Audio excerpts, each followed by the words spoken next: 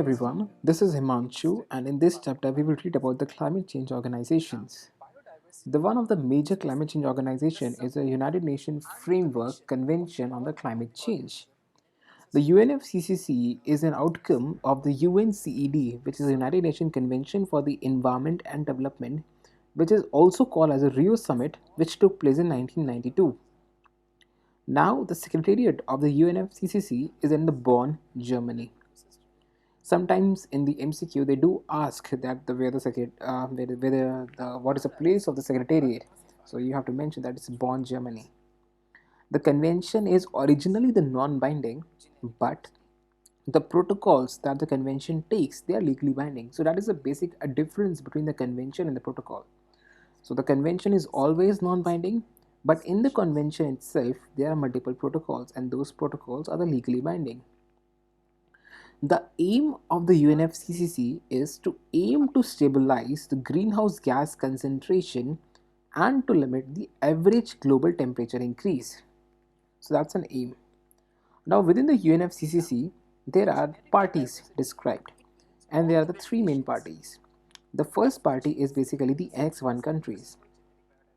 The Annex 1 countries are the industrialized countries and whose economies are in transition, right? For example, China, and for example, like Dubai, Iran. So these comes under the Annex 1 countries.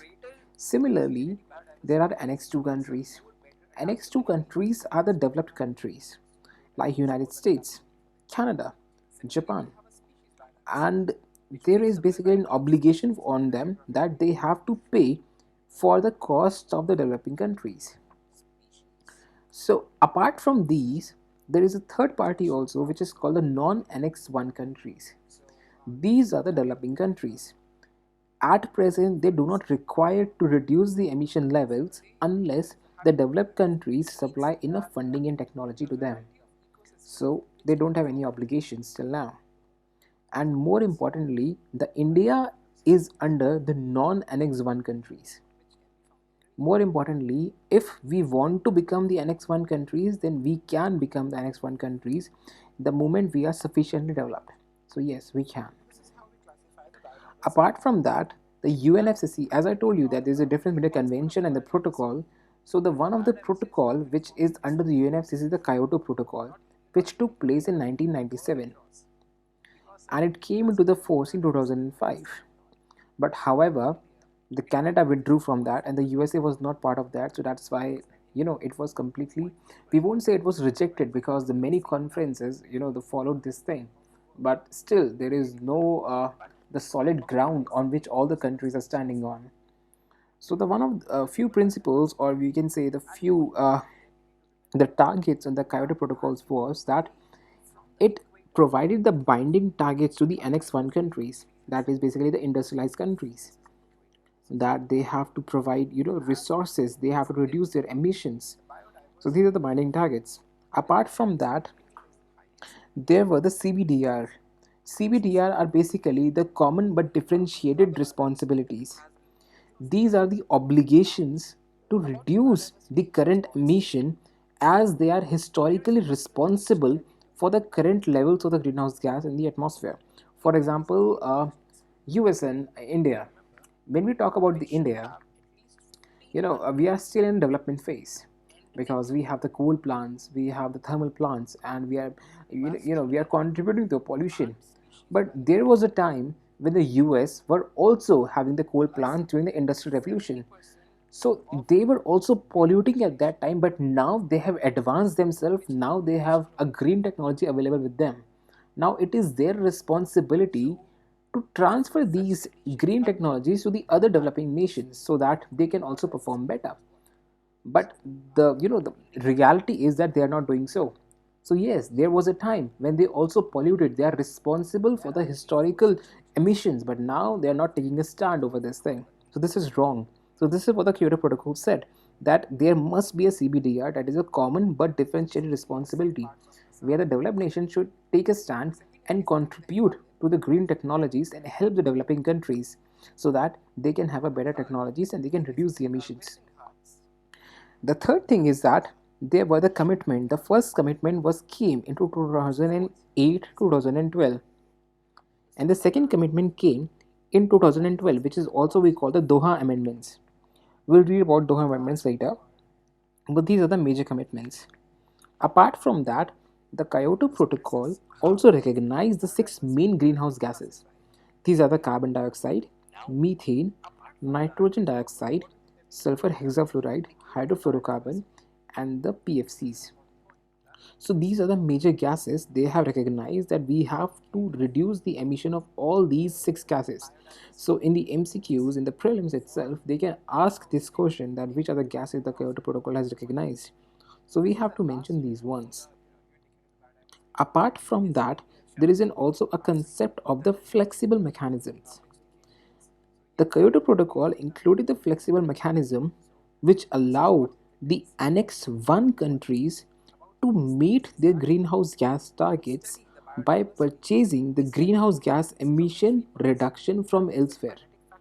Means that if you want to reduce your emission, then you have to purchase certain greenhouse gas emission reduction from elsewhere, uh, which can be done through the three ways.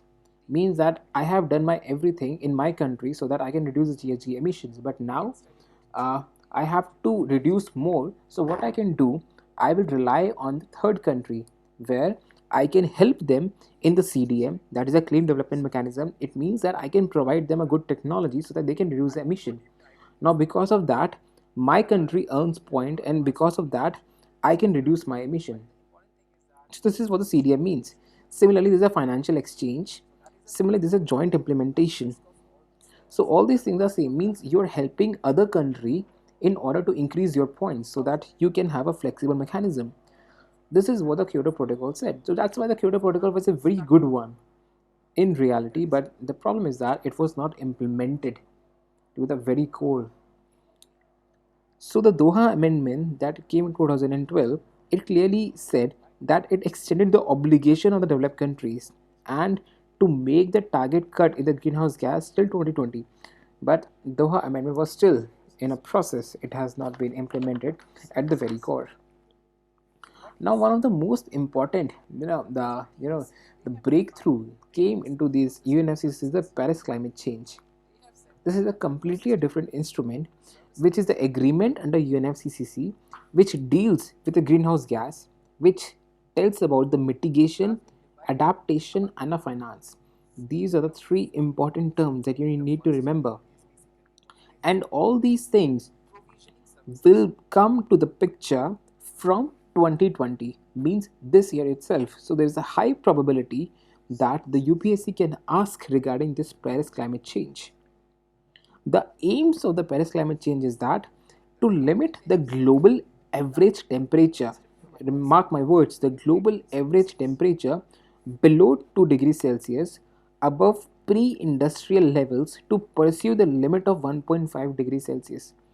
It means that we have to reduce our global average temperature from what we had in the industrial level. For example, if the industrial level, the average temperature was 20 degree, now we have we cannot exceed it more than 22 degrees Celsius at present moment, and we will do our best to make sure that it shall not increase more than 21.5, that is a 1.5 degrees Celsius. So this is what it says. Apart from that, we have to do all this thing by making sure that the food production shall not be hampered in any way, so it shall not be affected in any way. The third thing, it has said that there must be an NDCs, and NDCs are basically the nationally determined contributions. uh, NDCs are basically if India also has an NDC. NDC means that there are certain targets which have been provided to every country that they have to follow. So it is upon the country itself. They will set their targets on their own. That, for example, like as in India, my target is to reduce the emission by 35% of my GDP by 2030. So this is my target, right? So like this, there are multiple targets that a country themselves would set, and these targets will be revised in every 5 years. And most importantly, these targets are non-binding itself. So here, These are non-binding. Apart from that, it came into the force, the 55 and 55% of the world GHG commissions, it has already been done, and now it has entered into the force in 2016, that under the Marrakesh climate change conferences. So now it's in force. And there is, under this agreement itself, there is a CBIT. The CBIT is basically the capacity building initiative for transparency. And let me write here, capacity building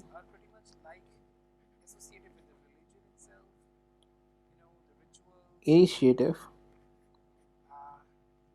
for transparency. This is again came under the Paris Agreement to address the issue of a transparency. It has the following objective. The one of the objective is basically to monitor the developing countries, that how they are performing in the climate change. The second thing is, under the the CBIT, is basically to strengthen the nationally determined contribution, NDC, that the targets which are set by the country themselves, they must be good enough so that they can really reduce the emission at the ground level. They should not be like a mockery ki, we can have anything because there are NDCs. No, they must be the ground solid, so that they should be there shall be a change on the ground level, so that they can contribute in the reducing the climate change. Apart from that, the third thing is a financial help, that is a technology transfer. And to make sure all these things happen, there is a fund created under the GEF. GEF is basically the Global Environment Facility. The Global Environment Facility has, we need to understand first thing, what is GEF basically.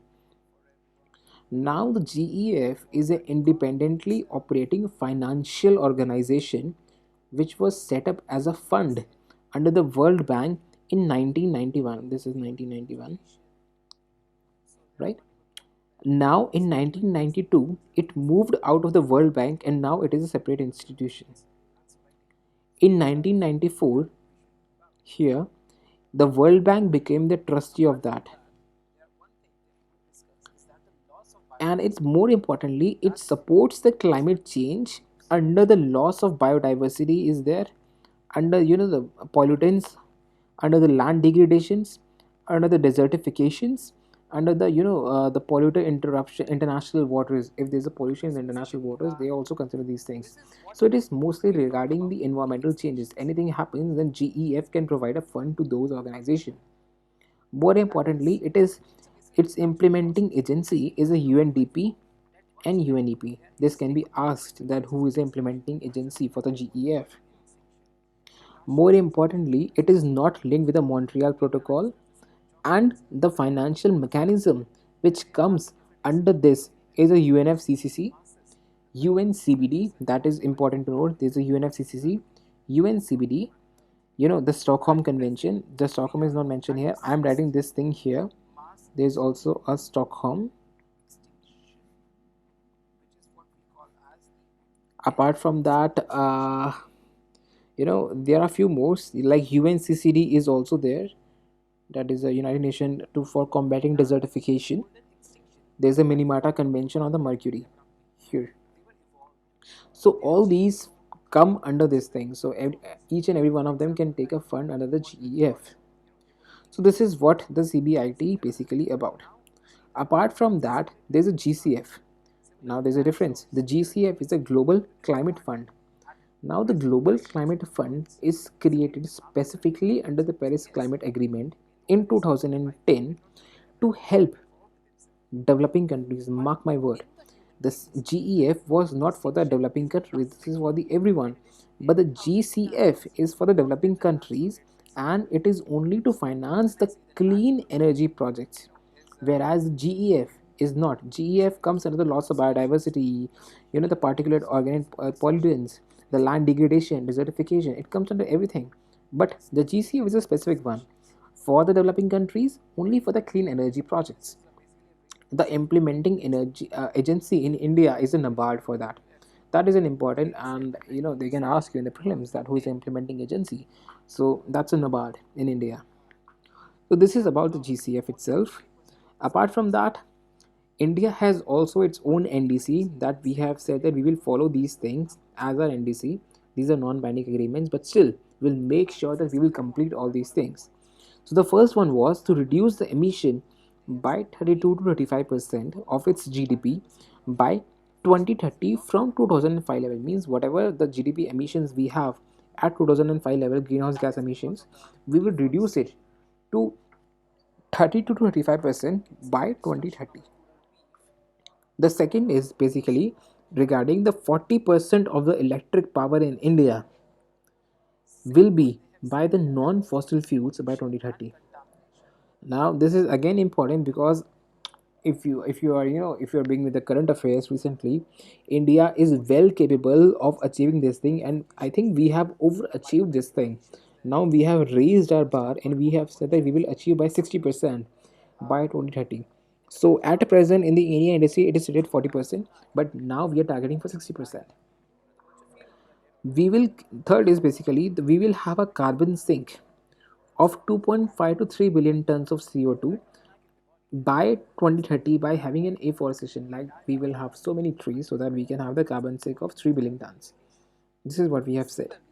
Apart from that, there are other points like there shall be an R&D, there shall be cutting edge technologies, there must be increase in the investment in the climate change, and even in the Himalayan region we will maintain the coastal region and all regarding that. So this is what about the UNFCCC, and UNFCCC is a very important organization, and I really think that they can ask in the prelims itself. So this is a major content that you need to remember about the UNFCCC. So I have covered the major portion of it, and I don't think there is anything else lies outside this thing. So yes, let's jump to the next chapter. Thank you.